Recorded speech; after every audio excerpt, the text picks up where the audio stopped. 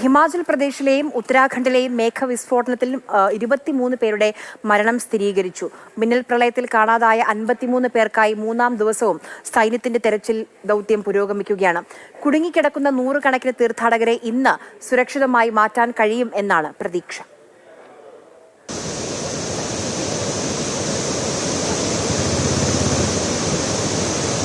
വിറങ്ങലിച്ച് നിൽക്കുകയാണ് ദേവ്ഭൂമി. ഇപ്പോഴത്തെ മരണനിരക്ക് കണക്കുകളുടെ ആരംഭം മാത്രമാണെന്ന് ഭയമുണ്ട്.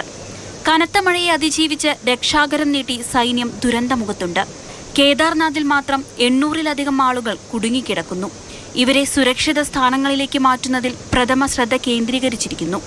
വ്യോമസേന ഹെലികോപ്റ്ററുകൾ കൊണ്ടുവന്ന് ആളുകളെ സുരക്ഷിത സ്ഥാനങ്ങളിലേക്ക് മാറ്റുന്നതിനാണ് ശ്രമം. കാലാവസ്ഥ പ്രതിസന്ധിയാകുന്നുണ്ടെങ്കിലും കൃത്യമായ ഇടവേളകളിൽ ഡ്രോൺ വഴി നിരീക്ഷണം നടത്തുന്നുണ്ട്. हमारे को मजबूरी है, आना जाना बहुत ही मजबूरी है. अब बहुत ही प्रॉब्लम हो रही है, चलना फिरना सब कुछ बंद है. ഹിമാലയൻ മേഖലയിൽ പെയ്യുന്ന കനത്ത മഴയാണ് ഹിമാചൽ പ്രദേശിനെ ആകെ ബാധിച്ചത്. കുളുവിലെ റാംപൂരിലുണ്ടായ മേഘവിസ്ഫോടനത്തിനു പുറമെ കനത്ത മഴ ഷിംലയിലുള്ളവരെ ദുരിതത്തിലാഴ്ത്തി.